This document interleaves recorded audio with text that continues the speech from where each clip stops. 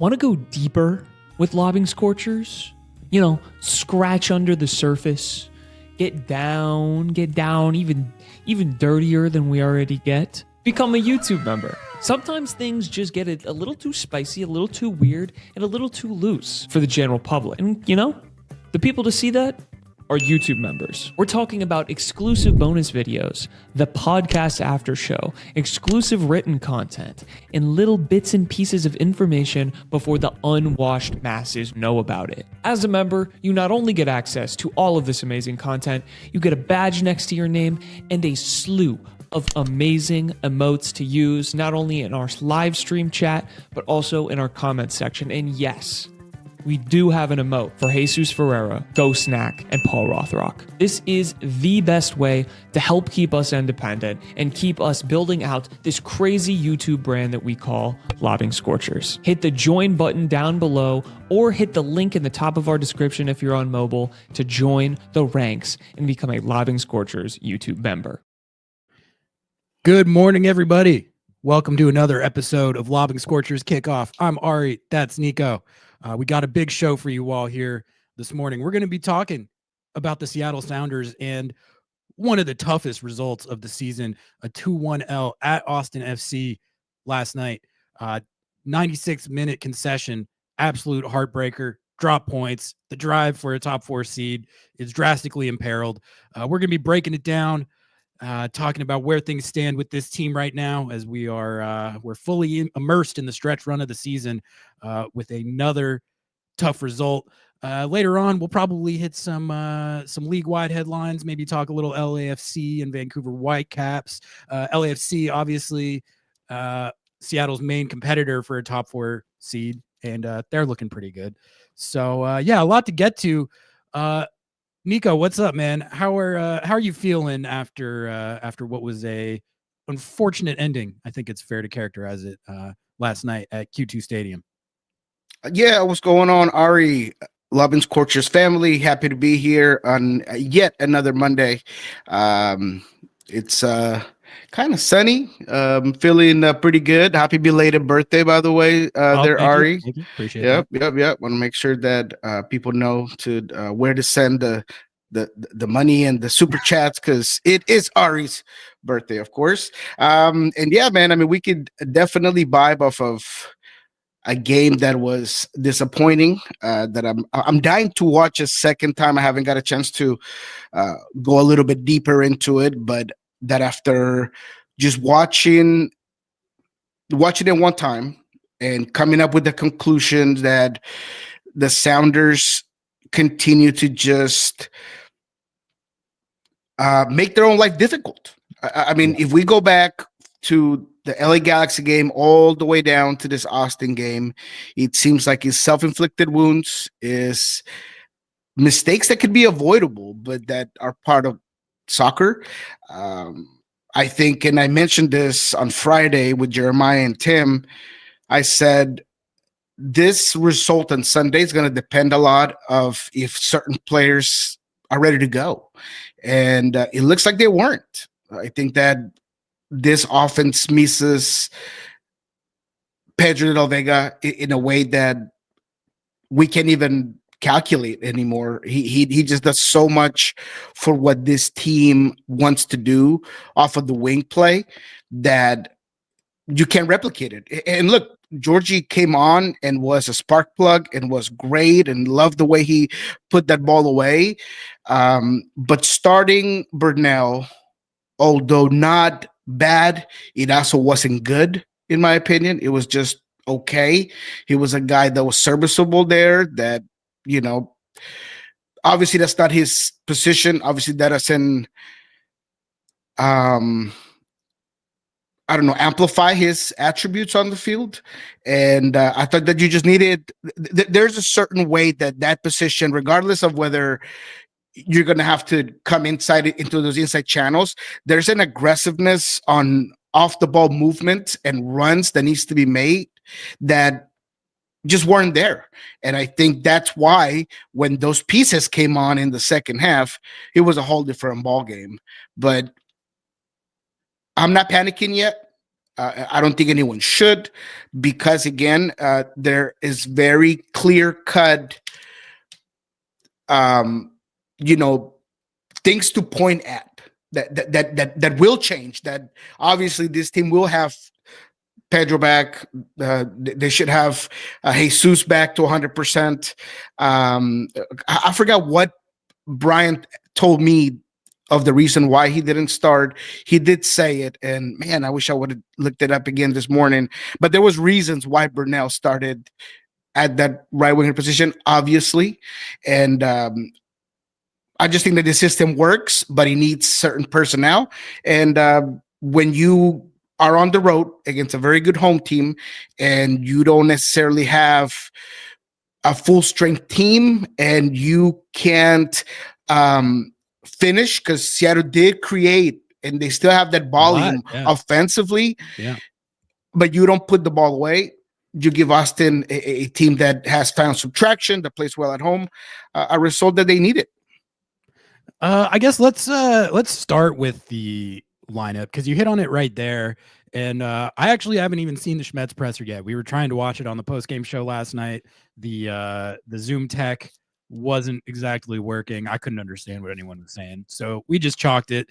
And so I have not heard Schmetz's explanation of the lineup. But I will say, when I saw Snyder B starting at right mid, I was surprised, just because I didn't know that was something that he did. I thought that he was more that center mid spot, and maybe had played a more advanced role with Tacoma Defiance. But if he was going to start an MLS game, I would have thought it's at the position that they've had him playing, and not a position that he hasn't played in MLS. I was happy to see him starting. I just didn't expect to see him starting there. And I think you're right. Like, he did okay. He definitely didn't do bad. And I will say too, in general, like the offense, I think, and just the chance generation and all that was not the problem in this game. They generated more than enough in attack to be able to at least take a result in this game. And I think to be able to win this game, it was shades of the 2024 team, I thought. Remember the XG merchanting, generating a lot of chances and just being unable to put them away. But overall, I think performance-wise, it wasn't that bad. It was an okay performance, a pretty good performance at times. But at the end of it, you have another situation where they were 5 seconds away, Nico, from ending that game in a way that it wouldn't have been like the greatest result of all time, but a 1-1 draw away when you're in this tough stretch after Leagues Cup, where you're kind of struggling to find your top gear. You fall behind in the first half despite outplaying Austin FC, and you're right there to take a point that at least would have given you, it would have felt a lot better. It would have given you something to build on. Whereas now you have just another situation, of which there have been many this year, where you drop points that you pretty easily should have had. And the result with LAFC winning their game big is that I don't think the drive for fourth place is like fully chalked, but look, LAFC, they're 5 points ahead now, and they have a game in hand. Is that right? Yeah. So home field advantage in the playoffs is not looking good. And I think it goes beyond just what happened in this game. That exact scenario has played out a lot this year. How many times have we been talking about stuff like this, like dating all the way back to the very first game of the season? You have just so many more examples of this. You have the Rapids game, you have the Galaxy game, you have this game. There's a couple other games. It's like 5, 6, 7 games at this point where you're dropping points that you should have had, where if you did take them, you would be in the top 4, no problem. So I think that's the frustrating thing for me, is the level and the quality of footy that this team has played on the whole this year, I think has been of the quality to get home field advantage in the playoffs. And now it's looking like they're not going to get that just because of these ill-advised concessions, defensive lapses, individual errors, mental miscues, all that stuff. That could be what does in their chances of making an MLS Cup run this season. And, if it comes to it, we'll see if we have to cope and rationalize by pointing to the Leagues Cup that they did win. But for now, they're they're fighting for playoff positioning, and it's looking like they're not going to get home field advantage. But the Snyder B thing, I guess to circle it back, the Snyder B thing I thought was weird and unexpected, but I don't think that's what led to what the result was in this game. I think what led to what the result was in this game was not taking your chances when you had them. And then both of these concessions, man, like the first concession was just so frustrating because you had Austin FC. They were doing the Minnesota United. They were, I think when you rewatched, you will see they were doing the Minnesota United. They're kind of using tactics that I think a lot of teams are starting to use against Seattle, which is let Seattle have the ball, kind of put numbers behind it, let them do their thing, make them try and break you down, and then try and hit on a counter or a breakaway on a giveaway. They go the whole first 35 minutes of the game without making that giveaway that Austin FC is preying on. And Jackson Reagan makes the giveaway and they get the opener. And that is exactly playing into their hands and their plan for the game. That's how they were going to get you. They were tired. They were coming off this US Open Cup game, and their whole plan for the game in the first half was let Seattle have the ball, let them pass it to death, and we'll try and get a giveaway and hit them on the break, get them on a counter. And you just gave them exactly what they were looking for with that first concession. So that's why that was frustrating. And then, of course, the second one, when you have it 1-1 in the 96th minute, you have to see out that draw. Like that. Yeah, no, 100%. And look, Ari, I don't know if you're willing to, but if you want to go find that little bit of Brian, I think it'd be important. If not, I totally get it. But he does provide content, and I was having issues myself with audio on the Zoom call. I know that the presser is good on once they put it up. Yeah, I see it. I can pull it up. Do you remember, like, kind of roughly? Was it like at the beginning, or it was at the end? It was maybe beyond the midway point of the interview where I ask about Burnell and the reason behind it.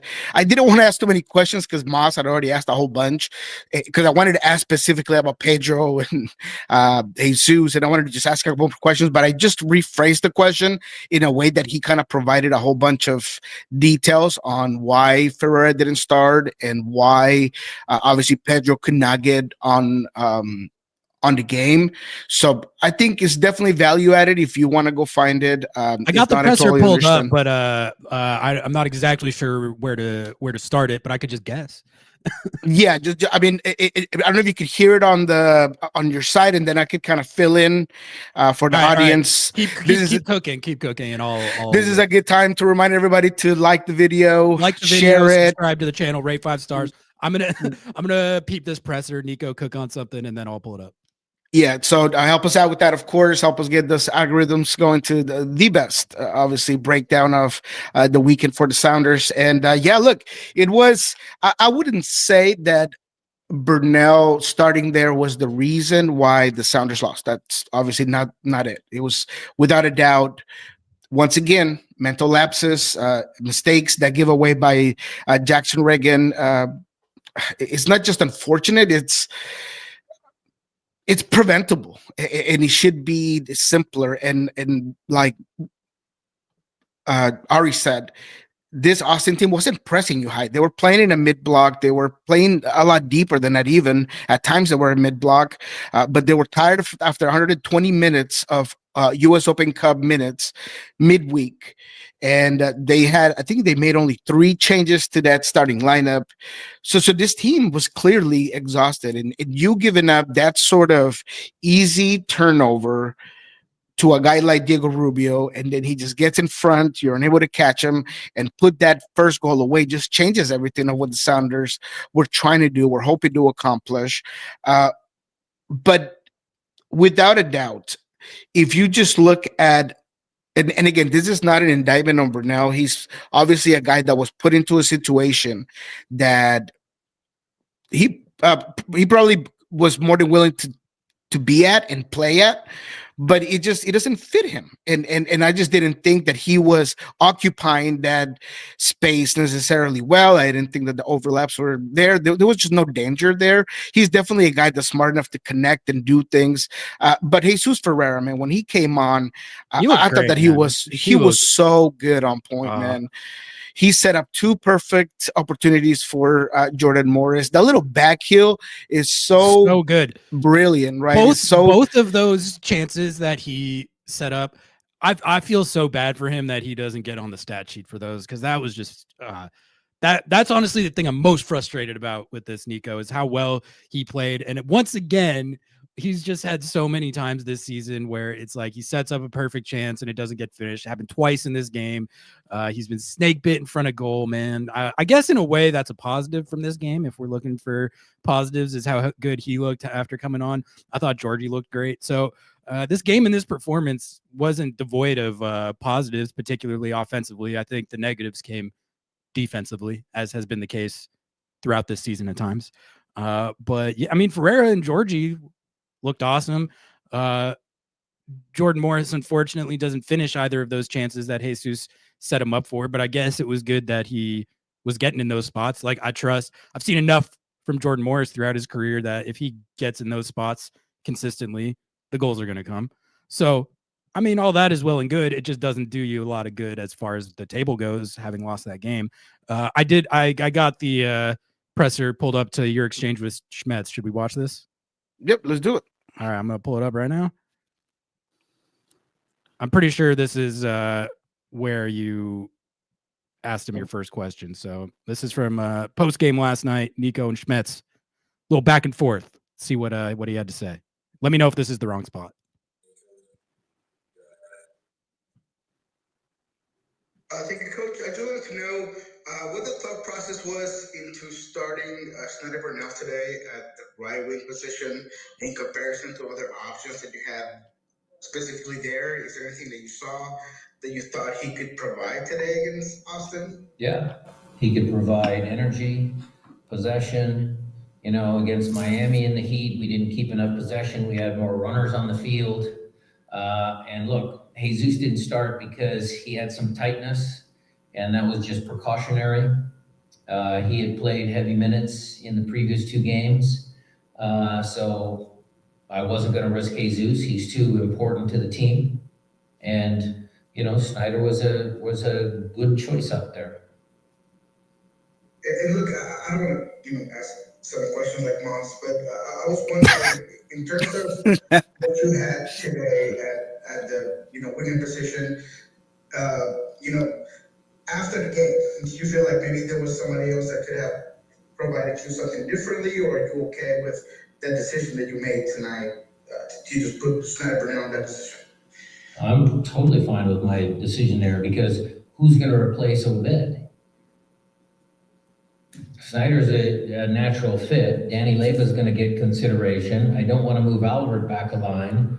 If you're specifically trying to figure out why Georgie didn't start after a decent performance in Miami, that's fresh legs.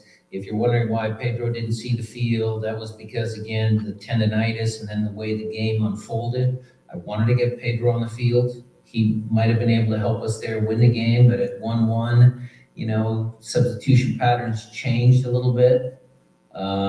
And he's obviously disappointed, but I talked to him after the game. Schneider is a talented kid. And if you're going to look at the next 3 games when Obed's gone, or possibly 4, we need to find solutions. One of the solutions was seeing if Schneider's ready. Thank you, Brad. There it is. All right, Felipe. There is definitely important information there, right? That the tightness is the reason why Ferreira didn't start. He's clearly the main option there. I think that in terms of possession, Burnell did do his job, but I really appreciate Brian bringing up the reasons behind and kind of explaining. Not like he needs to explain himself, but there's always an importance to understanding what the coach is doing. He obviously wasn't going to put Burnell out there just to fry, and he always puts players in positions that can be successful. And I just think in this one it was partially successful, but just it didn't have that end product. And then obviously Pedro not getting in, he's frustrated. It sounds like, and obviously we all understand that he wants to be on the field. So whatever is happening with that tendonitis, man, he called it tricky during the week. I'm really concerned because there is this dire need to have a guy like Pedro on the field. Yeah, I mean, the De La Vega thing is certainly concerning. He didn't play in either of these games, like the Miami game or this game. Sounds like a situation where it's like pain tolerance, and they're trying to manage it. But I mean, they certainly, if they're going to make a serious run this year, they need him. But I guess as far as how it affected this game and the Snyder Burnell thing, I just didn't think the offense was the problem in this game. De La Vega notwithstanding, Burnell unexpectedly starting at right mid notwithstanding, the chances were there. The XG was there. Like, everything was there for them to be able to score at least a couple goals in this game and be able to at least tie it or maybe even win the game. They almost tied the game anyway, even only scoring the one goal. So I guess in a weird way, I came out of this game feeling a little better about the team's level, in a sense, at least in attack, because I think for me, what I've been worried about, we've been talking about this Leagues Cup hangover. And, one of the things I worry about with a hangover is your inability maybe to find the level offensively that they had found in Leagues Cup. Now, they did not look like they did in Leagues Cup in this game from the standpoint of they were XG merchanting. They weren't finishing the chances that they generated. But I thought there was a lot of genuinely good footy played on offense. For me, the concerning thing is more defensively and just, I guess, the pattern of it. Like, we could go over every single point that this team has dropped this year, but needless to say, it's been a lot, and that's the kind of stuff that can affect whether you're actually able to make a run. Like, home field advantage, I think, is going to be crucial in the playoffs this year. If you don't get it, it just makes the degree of difficulty on making an MLS Cup run way higher. And you're also in a situation now where the team that you've been dogfighting with is ahead of you by 5 points with a game in hand, and bought for $26 million one of the best attacking players in the world of the last 10 years, who is, Son Heung-min and Denny Bouanga have combined to score 14 goals in LAFC's last 5 games. So, it's looking like an uphill battle at this point to be able to get that home field advantage. I don't want to say it's like chalked if they don't get it. It's just looking like they're not going to get it, and it's going to make the road a lot harder. But I guess, and that's the biggest problem, Ari, right? I mean, that's the issue, right? Like, I would be totally with you, and I would feel positive about Jordan's overall movement, him getting into space, Ferreira's participation when he came on, Christian Roldan looking like Christian Roldan again in this game. Heat map is ridiculous. Amount of touches and accurate passes. The pass he had on Georgie's goal. 100%. All of that is great. Georgie's obviously a guy that's also you're going to need as a spark plug, and that's amazing to have. But the reality is that because of that equalized game at home against the Galaxy, that loss at Fort Lauderdale, and this one, you just put yourself in a really bad position, because when you look at the schedule, Vancouver's a game that I had as an L in my equations, right? I had 2 more games losing for the Sounders. New York City FC away, and that Vancouver game. No Ovid Vargas. You're going against one of the best midfield pairings in the league. A great Western Conference team that seems to be just hitting in all cylinders.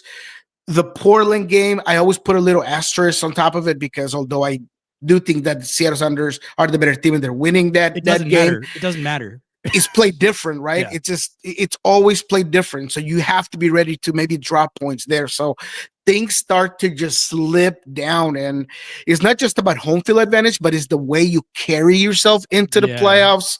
Yeah. And all of that is just going in the wrong direction. So I honestly feel for Brian because he clearly had some tough decisions to make. But health's going to be important, right? This team is as deep as they get. We've talked about the depth of the team, but the talent is limited compared. Look, there's two, maybe three teams that are clearly more talented than you in the West, right? It's LAFC, it's San Diego, and the Vancouver one is there. I think Vancouver, They look pretty damn good right now. They look pretty damn good, but the collectiveness is kind of what I like out of that team. But you could argue that they're more talented than the Sounders. So those three teams are going to be there'll be a problem. And if you get stuck playing any of those three teams in the first round without home field advantage, it's just tough, right? So those are the things that you're kind of going against. And now, I said this, and I told people when the Sounders won Leagues Cup, I said, look, this is going to be the more likely tournament that the Sounders are going to win. So be okay if they don't win MLS Cup. And I don't mean be okay as in, oh, man, we're just going to be complacent, but it just wouldn't be weird. The likelihood of winning MLS Cup is a lot more difficult. In a short tournament, once the bracket comes off, you're like, oh, shoot. We match up pretty well against A, B, and C. But when it comes to league play, depending on where you sit at, depending on injuries, depending on everything that happens from here all the way down to the last game of the season, anything can change. And right now, just Seattle's trending in the wrong direction. Yeah, I mean, just going through the schedule right there, it's pretty unforgiving. I mean, you got a Vancouver team coming up that they looked like the best team in the league to start the season, cooled down a little bit, but they got Thomas Mueller, and they've also just been, in general, playing a lot better. They beat the Philly Union 7-0. I know it was rotated Philly, but Vancouver's stock is up. They're not playing them in the short term here, but LAFC, that's who they're battling with right now for fourth. Their stock is up. San Diego, of course. Like I think you got a lot of teams in the West right now that are trending in a more positive direction. And then the Portland game, that's the other one. We all know that the Portland Timbers play like Real Madrid when they have to play the Seattle Sounders. It's the most important game of their season. That's just what they do. And then you got the decision day game where you got to go to New York City to play an NYCFC team that they play on a baseball field. They play in the New York Yankees outfield, and that gives them one of the biggest home field advantages in the league. So that game, I didn't have very high hopes for a result, just because that's one of those games where no matter how good or bad NYCFC is, that's just a weird field to play at. Like the dimensions of that field, they're used to it. No one else is. So anyway, it's just a lot of hard games where like these drop points that you had against the Galaxy and now in Austin, you couldn't really afford that if you wanted to maintain your pace on the table. And New York's been playing well. They're peaking at the right time, right? They're barely entering the playoffs, but they're coming in with a lot of momentum, right? And they just took down Charlotte, a team that was about to get 10-game winning streak. They stopped it. I think that Alonso Martinez is a guy that, when he comes to playing off of the counter, and a guy that can just get in transition in a hurry and can finish at that sort of speed, man, they do it well. Maxi's playing well. Nico's playing well. There is a real, thing going on there with New York. So you're going to go into that game with a New York team that is not just in good form, but they're going to need wins. They're going to need those points. So man, it's difficult. Seattle ultimately is really depending on the health of their players, because look, goalkeeping controversy or not, between Andrew and Steph, I'm good with both, right?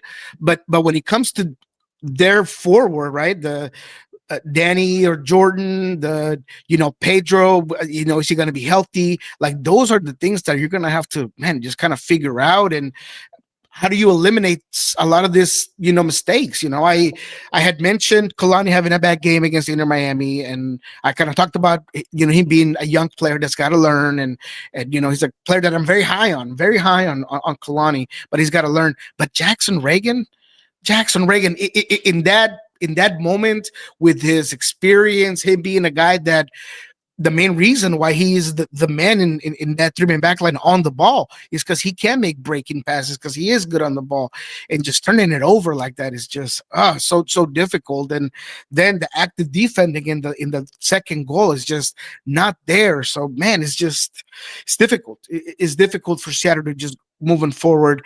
This Vancouver game is huge. I mean, it is huge because it could almost have the adverse, kind of take on the team, right? If you're able to beat Vancouver and beat them playing well, I mean, you're catapulting yourself out of this funk in a pretty big way, because Vancouver's a damn good team. Yep. But if you don't, and you fall hard, oh man, it just feels like he's gonna take a lot to get you out of that quicksand that the Sounders are slowly just getting under, right? Yeah. I mean, the league season, it feels like it's teetering a little bit right now. Like you said, this Vancouver game, I think, is going to be not fully determinative, but it's a bit of a crossroads on, if you're going to get this back on the right track and feeling good about yourself going into the playoffs, and whether you just start to feel like this, there's 2022 vibes at play here. And we've been talking about hangover watch. This was always going to be something that they were going to have to deal with. I don't think it's not like you have to make a choice between Leagues Cup and the playoffs, but that's almost what it feels like when you're playing these tournaments during the regular season and you make a deep run. In this case, they won it. Going back to league play and maintaining your level, it's not easy. Like, I will give them that, but right now it seems like they're kind of more on the side of the level has dropped since they've gotten back to the league season, and now home field advantage is fully up in the air, and they got this Vancouver game to correct it. But that's not going to be easy either. Like we just talked about, they're a really good team that just got Thomas Mueller. Do you know, have you heard anything on what's up with De La Vega, or are they gonna get him back playing, or is this just like he's limited for the rest of the year type thing? Like, do you know what's going on at all? I mean, it all sounds like he can play with it. He can deal with it, right? Brian's being overly cautious for obvious reasons, but it is a pain tolerance thing. Otherwise, he would not have been in the bench, right? He'd been practicing in full this week, so we were under the impression that he was full on, but obviously just not quite ready just yet. So by him just having one full training, because it was such a short week, they probably just didn't feel like they wanted to risk him out there. And the way the game developed, right? Brian talked about that. The way the game kind of came about, the way that second half was looking like the Sounders were going to get that goal, right? With the grouping they had out there. So you're kind of thinking, well, let me just allow De La Vega to just have another game, and then against Vancouver, a huge game, I'll play him, right? So it's understandable, right? I get why you wouldn't play him, but yes, I think he will be available for Vancouver. I would bet that he would start that game, and obviously you have a lot of monitoring on him and making sure that he could come off at some point, but I do think that he starts that game against Vancouver. Someone brought it up in chat, but Brad Stuver really did go God mode in this game. I mean, he was phenomenal. You got to give it to him. Some of those saves were crazy, especially. I mean, he had like 3 or 4 of them, but there's a header by Christian. He takes out, put it on the post. Forgot about that one. Yeah, that was off a corner kick where that the first half was just so frustrating, because I really felt like all of the good chances were Seattle's until the most notably the Christian one that Stuver saved, but there was a couple others in there. And then of course Seattle gives up the one good chance that they give up. But the last one on Georgie was just how did he save that? God. Yeah. No, 100%. And you got to give him credit, right? Yeah, I give him credit. Could Georgie put that differently? No. More pace. I mean, more pace. He ripped that thing. That's what I'm saying. I mean, what else could he have done, right? Yeah, I mean, that's it's just you got to play. give credit to Stuver, a guy that has been phenomenal for Austin, a guy that's experienced, that, you know, he was the reason why Seattle ended up frustrated at the end of the game, because it felt like the goal was coming. It just, he was all over. He was a wall back there. And look, credit to Austin overall. I thought that their midfield was good. I thought Elie was good in possession. I thought Osuni had a really good game. I think he gave a lot of grief to that backline for the Sounders. I thought Wolf, who's been a revelation for Austin, was very good in this game as well. Gave Alex a lot of issues. So they really were able to do things. But honestly, the Sounders in this game are just unable to put the ball away, and you have to give Jordan a little bit of grace. And I know that I'm going to get a lot of heat for this, but he's just getting in rhythm. You know, that one where he potentially could have maybe dribbled past Stuver, and maybe he makes it a little bit easier with the one touch that he puts it away. But again, he's a very good keeper. It's a very good keeper, and is a Jordan Morris that's still trying to get his game back. So it was just unfortunate the way things played out in this one. I can live with the Jordan missed chances, from the sense of, like you said, like he's just getting back in the swing of it. It's not like super shocking that he would need a game or two to get back in rhythm and get more clinical in those situations. Like I said earlier, I think if he gets in those spots enough, we've seen enough throughout his career to, I feel confident that he's going to finish those if he keeps getting in those spots. It just doesn't really help you in this situation. Bogna says Obed needed to bury that shot after his 40+ yard run. I mean, that was a good one. That was a sick run, though. That was one of those ones where I was just like, you know, yeah, it was unfortunate that he missed the shot, but like, God, he's good. Like that. He was just dancing and weaving through everyone. So, I mean, again, that's the other frustrating thing. I really felt like there was some genuinely good stuff in attack, but when you only get one goal out of 2.85 XG, that's kind of it makes getting a result on the road against a fellow Western Conference playoff team a lot more difficult. You know, if any single one of these chances that we're talking about go in, then the one that you give up at the end, it would have sucked. It would have been 2 more drop points, but you at least would have taken a point out of it, which, taking the point in this game, honestly, I mean, it would put you in a little bit better of a position in the table. But for me, it's more about like just morale and vibes. Like the vibes since League's Cup, they've not been able to recapture it. So, I mean, whether or not they make a run this year is going to come down to whether they're able to do that, and whether they're healthy or not. Well, yeah. But I mean, De La Vega's availability is going to factor in as well. But I feel like if they play like that on offense, they'll at least give themselves a chance to take results in any of these games. I'm more concerned about the defense right now, personally, just because in an individual game, stuff happens, but that stuff has happened like a lot this year. This team's they're at 45 points with just slightly better game management and fewer individual errors.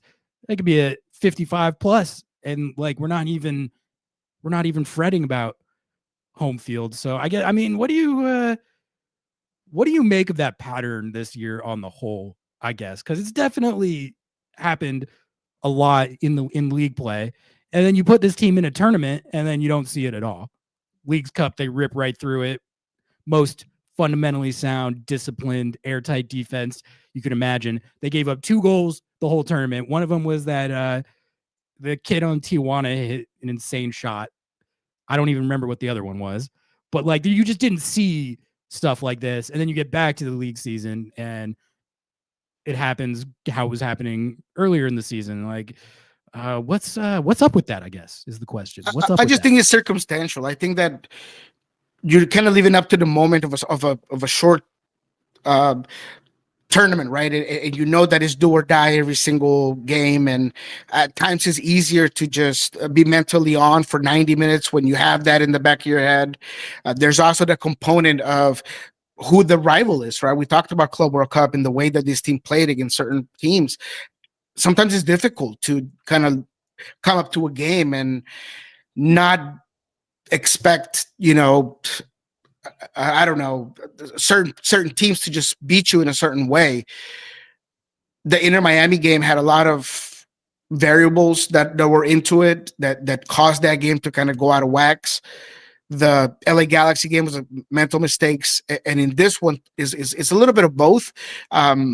So there isn't really one factor other than you're shooting yourself in the foot and you got to kind of bring it back.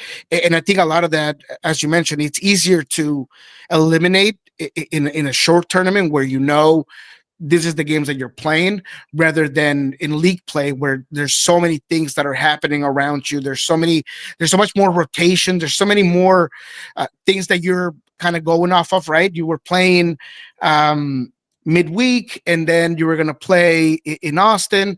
There's short amount of time of training, then you're traveling again, all those things are very difficult to do at times for you to just be on. Now, does it sound like excuses? No, they're just circumstances of what it is to do. And that's why it's so difficult for, as much as I don't think that the Shield is anything else than a, other trophy,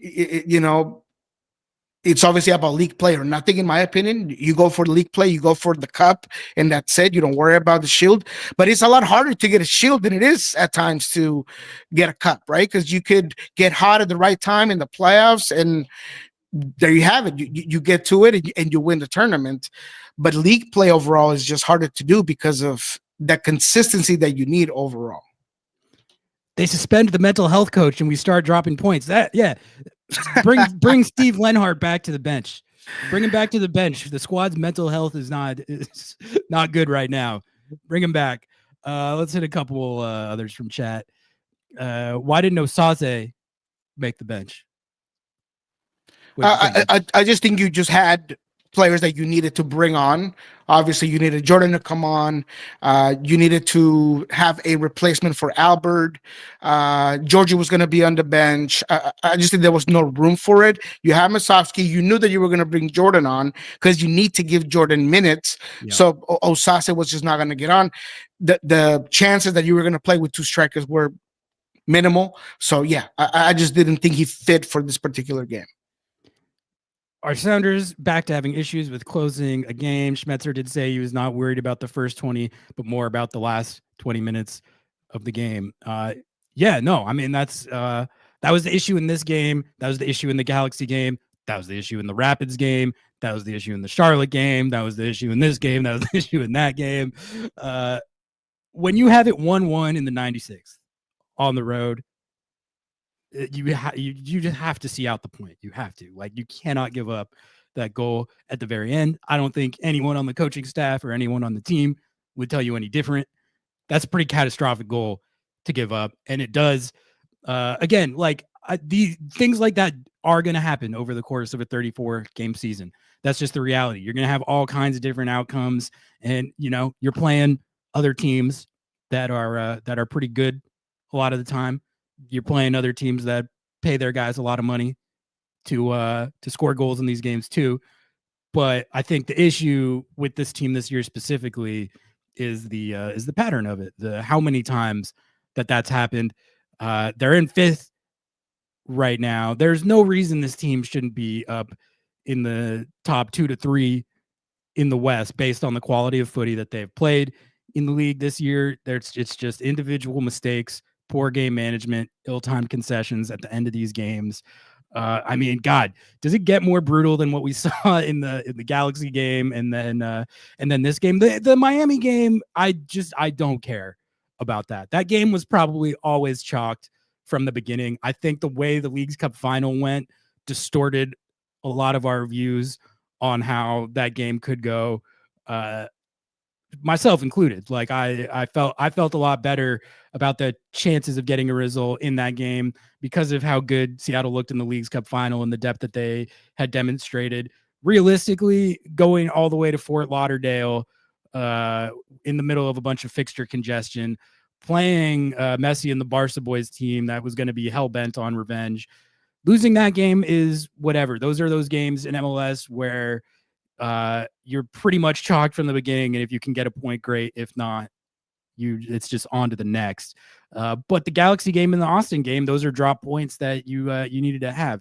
1 point out of 3 games since the Leagues Cup final is it's not great, Nico. It's not. No, it's bad, and that's exactly what this team should be focused on, right? I mean, from now on, it's almost a playoff game every single time you get on the field. I mean, you have to see it that way. You have to go all in. Just play like it's Leagues Cup. Pretend it's Leagues Cup. Pretend it's Leagues Cup. You have prepare and practice as if, all right, this is a Leagues Cup tournament game. We're going to approach it with that mentality. If we lose this game, we're out of Leagues Cup. It must be. You actually have to have those stakes be on the line to play as such. Otherwise, you have to reflect on how you close the game, right? I mean, after the 90, everybody should be getting back, right? In the last sequence of goals, there is a couple of guys, Georgie and a couple of other guys that are on the wrong side of the ball. Then it's do or die inside the 18. I don't know what happens to Reed. Is a good move from Fodry, right? He makes a good move on him, but Reed needs to do more to make it difficult for that guy to just head that ball back into the small box, right? I mean, into the 6. It's do or die, and I mean, obviously not something that Andrew could have prevented. When it comes to the goalkeeping controversy, I don't think that he made an amazing save right before. He made a bunch of big saves, right. When he goes down and low to the left, he had a couple of good saves, but at the end of the day, is just lack of understanding of tracking that runner. Yamar and Jackson have to do better communication there. Reed, again, he just makes it too easy for that guy to just put the header back into the 6. So all those small things at that moment, at those minutes, Seattle has to be on in a different way. We're going to hold it in. We're going to, yes, it wasn't the result that we wanted, but let's just focus on that. Let's not worry about getting the win. Let's worry about just holding on to the points, because right now, every point is huge. Every point is big. Now you're giving Austin an opportunity to go over you if you don't get results here coming up. I mean, there's so many things on the line that went wrong after just giving up that goal at the end. Nico, let's play a little hypothetical for a second. Like this, nothing is determined right now. They could turn this around. They could take a few results in these last few games, and I don't know if they're going to get home field advantage, but they could at least. It's still possible for them to turn the vibes around and at least be feeling okay about themselves going into the playoffs. But let's just say for the sake of argument that this hangover doesn't wear off and they kind of limp into the playoffs, get knocked out pretty early. And the situation is that they won Leagues Cup, but then got hungover and got knocked out of the playoffs right away. Where would that leave you mentally, or in how you assess the season that this team had? Because on one hand, that would be people would not be happy about that, rightfully. This is a team that expects to be contending for MLS Cups every year. On the other hand, I mean, even if that happens, I don't think anything that happens for the rest of this season should overshadow that they played one of the greatest games and got one of the greatest wins in the history of the club. You can call that cope, you can call that rationalizing, you can call it whatever you want. It probably is an element of those things to say that, but it's also, I don't know, I understand the vibes are bad right now. The team's not playing particularly well right now. They're dropping points. It's not looking good for home field advantage, but it's almost like it shouldn't have to be a trade like that. But if I had to choose between the game that they got to host against Inter Miami and the trophy they got to win, the crash out in front of 70K, all that, I probably trade that.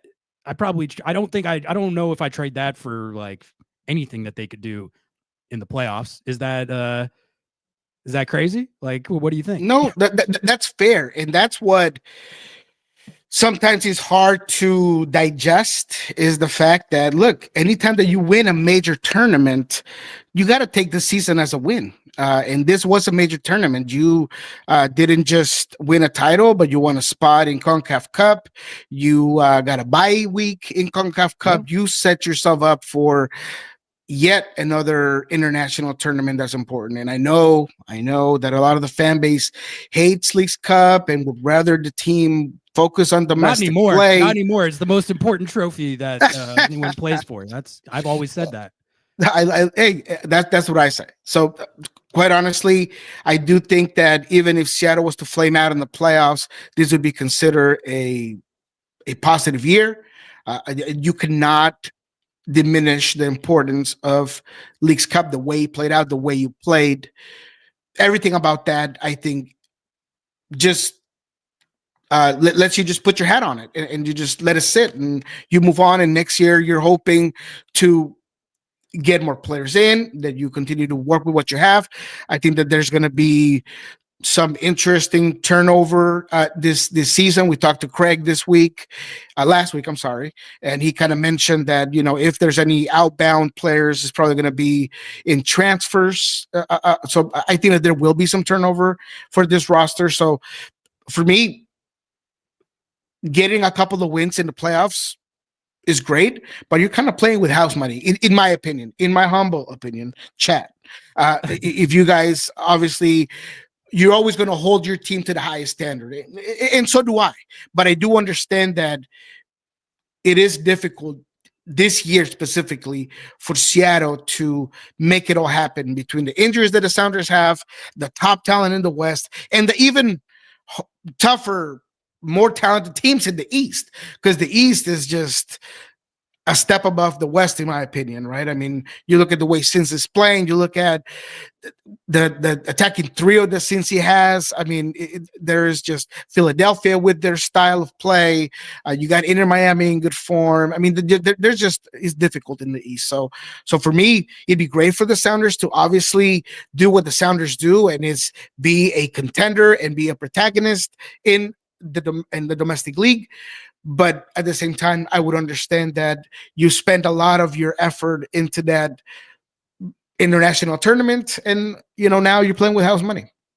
Yeah, I agree, and I bring it up because I can already see from 1,000 miles away that if Seattle gets knocked out of the playoffs early this year, you're going to have the incessantly negative brigade, the victory lappers, who are going to try and say, see, we were right about everything all along. Like, and then they're gonna say that Leagues Cup doesn't count. That's gonna be a thing. They're gonna say Leagues Cup doesn't count because it's not a real trophy. The Inter Miami game doesn't count for whatever reasons, and then they're gonna be victory lapping on the team's failures, as they have been known to do. And that's fine.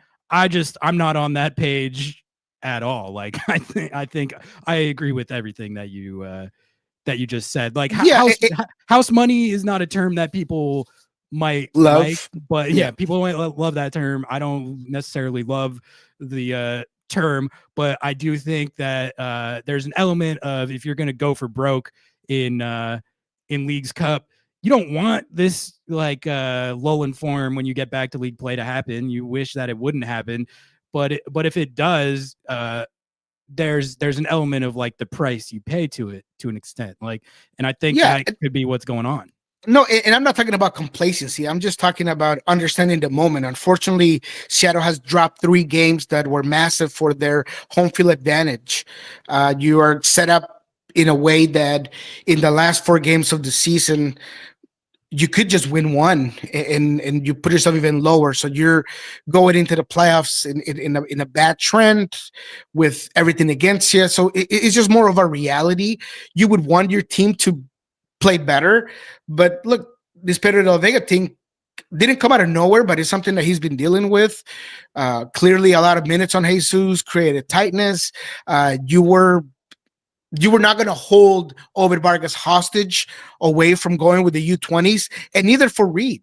So you have to be able to understand that you're going to be missing a huge feature out of your offense, right? And as much as Burnell can come in and do a job, I have a hard time believing that he's going to play at Ovid's level because he's just starting to get going, right? He's 18 years old. You got to be able to be realistic on his expectations, right? So I just see it differently. I think that it's kind of written in the water, and I would love for the Sounders to do Sounder stuff, be relentless, and just surprise the world, and that'd be great. But the likelihood that the Sounders are going to make a deep run in the playoffs, I just, at this particular time, I don't think is great.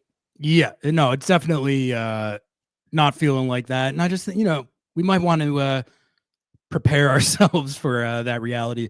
How are you feeling about this Vancouver game? Because they obviously have been one of the better teams in the West all year, and they added Tom Mule, and he's looked pretty good. They're playing Tom Mule. Tom Mule's playing at a high level right now. Okay, like you can't sleep on Tom. He's turns out that Sun Heung-min and Thomas Mueller are both quite skilled at the sport of soccer. I knew that before that they came to the league, but God, watching them play week in, week out now, I'm starting to see it a little bit with those guys. But either way, like Vancouver, just in general, Tom Mule notwithstanding, they're playing well. They're playing with confidence. They had a Team of Destiny vibe in CONCACAF Champions Cup this year. The final didn't go very well for them, but it was still an insane run that they had, and they're just a good team. But I am looking forward to this game from the standpoint of I want to see, as bad as that ending of the Austin game was, if Seattle can play at that level offensively in this game, I feel good about their chances even against this Vancouver team. The reason being, this Vancouver team, they don't really play the tactics that these teams have been using to positive effect against Seattle. What teams have been doing against Seattle that's worked lately, even when they were in good form, was the Minnesota United bit. Minnesota United did it and became the only team to beat Seattle until Miami post Club World Cup. Puebla did it in Leagues Cup and got Seattle all the way to penalties. And then Austin did that pretty much in the first half of this game, at least. It was kind of funny because the first half, Austin FC was doing the Minnesota United bit. I thought for the first 10 minutes of the second half, they were doing pretty much the same thing. And then from 60 to 70, it kind of felt like Seattle was doing the Minnesota United bit to Austin. It was like a role reversal. But either way, Vancouver, they don't play like that. Like they're gonna be going for it. They don't play like cowards. They're gonna play it straight up. And if they do that, then I think Seattle should have their opportunities to run their stuff and hopefully generate chances at the same rate that they have been lately, other than the Miami game.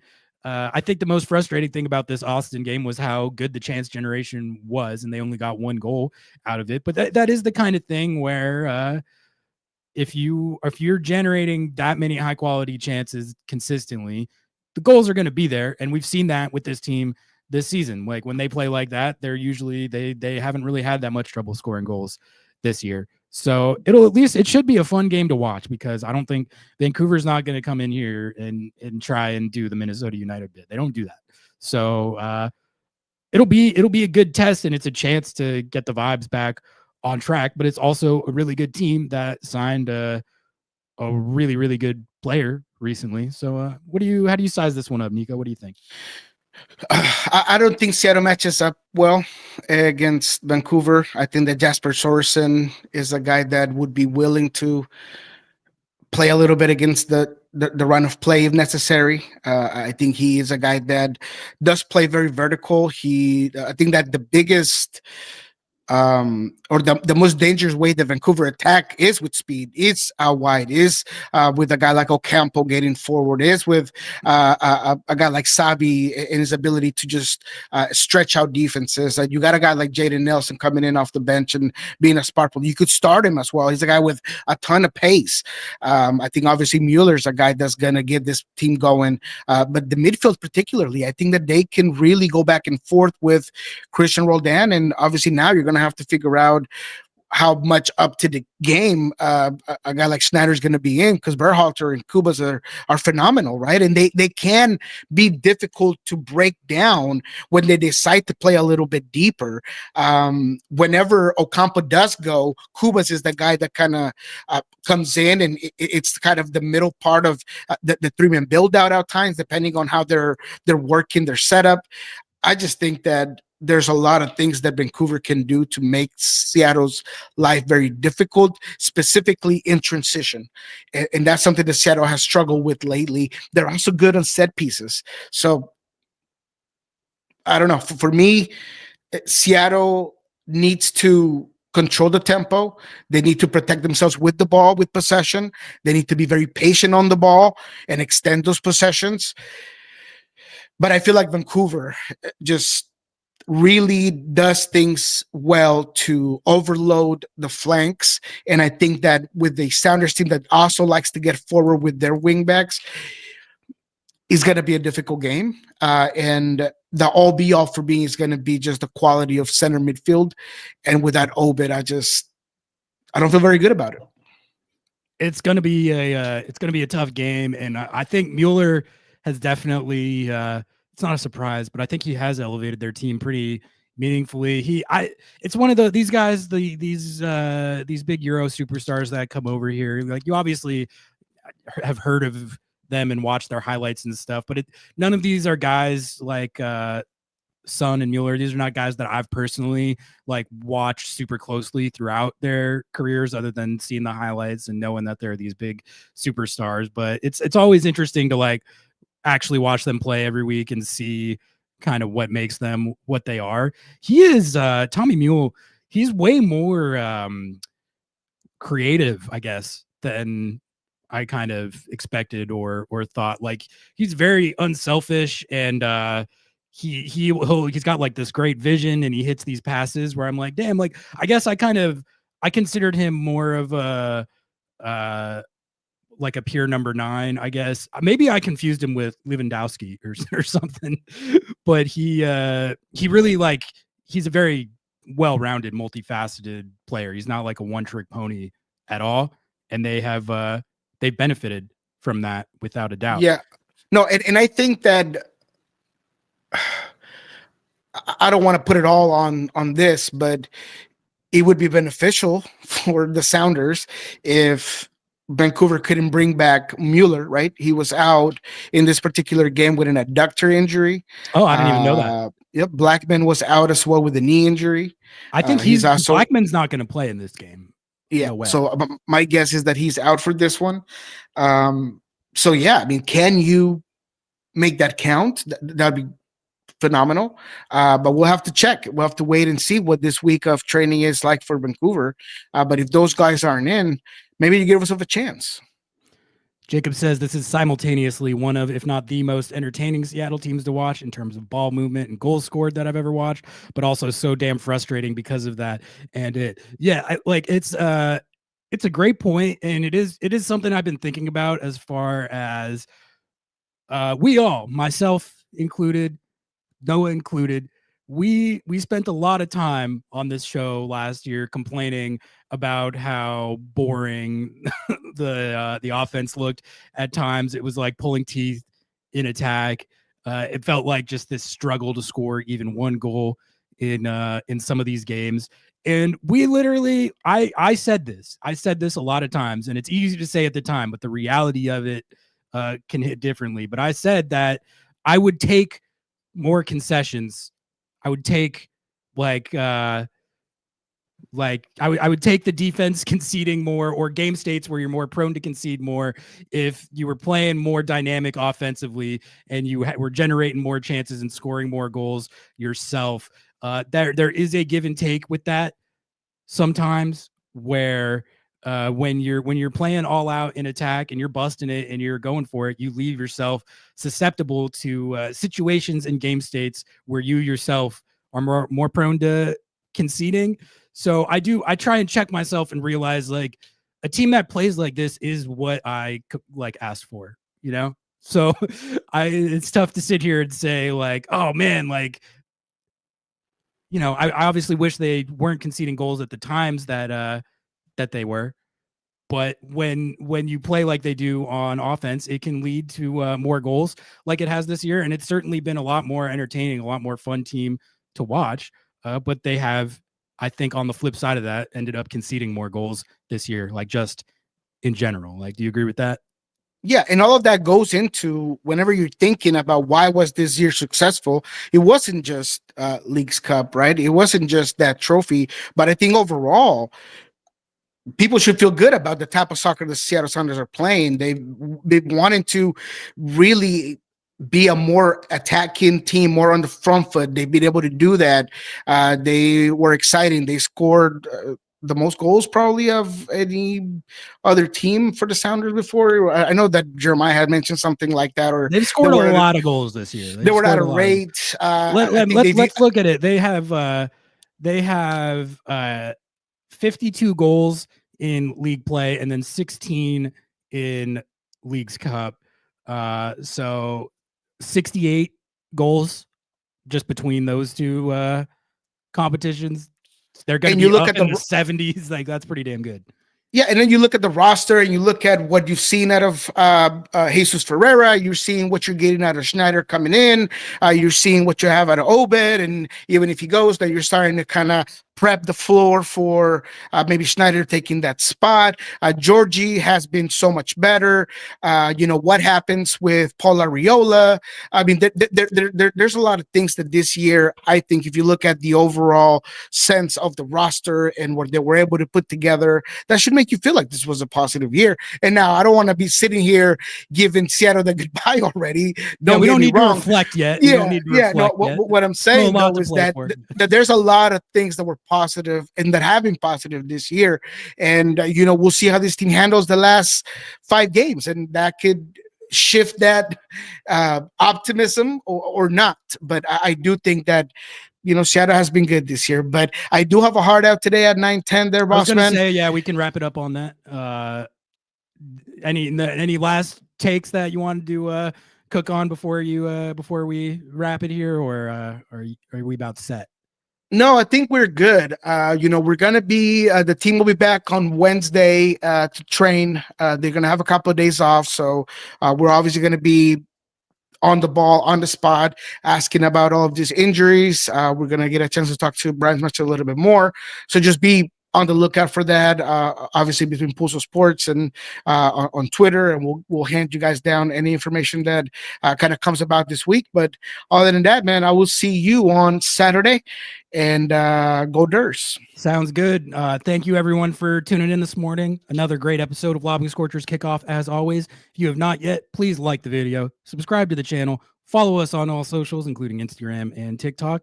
And we will catch you with all our coverage this week. I'll be at it under the lights on Thursday. Maybe a podcast with Noah. I don't know where he's at. We'll see. But we'll catch you guys this week. Love you guys. Peace. Some people come to Lumen Field for the tactics, for the soccer, the atmosphere. And some come for Paul Rothrock's hair. Me personally, I come for both, because I have agendas to push. Live soccer isn't just better, it's way more personal. From making friends to becoming the guy in your section that's just constantly yelling about advanced statistics. Get tickets to any Sounders match by visiting lobbingscorchers.com/tickets. You support the pod, our agendas, the vibes, and the chaos.